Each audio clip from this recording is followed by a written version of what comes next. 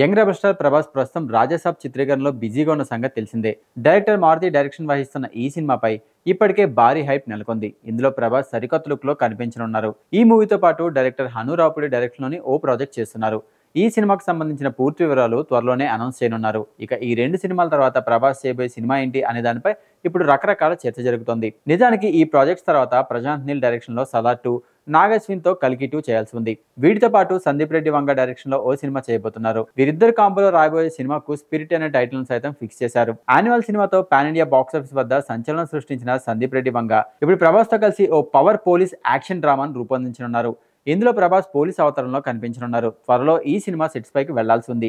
అయితే తాజాగా ఈ మూవీ నుంచి కొన్ని రూమర్స్ నెట్టింట వైరల్ అవుతున్నాయి. రాజాసాబ్ తర్వాత ప్రభాస్ స్పిరిట్ సినిమా కాకుండా ప్రశాంత్ వర్మతో చేయబోయే సినిమాలో జాయిన్ అవుతాడని అంటున్నారు. మరోవైపు స్పిరిట్ కంటే ముందు యానిమల్ పార్క్ చిత్రాన్ని సందీప్ రెడ్డి వంగ తెరకెక్కించున్నారని టాక్.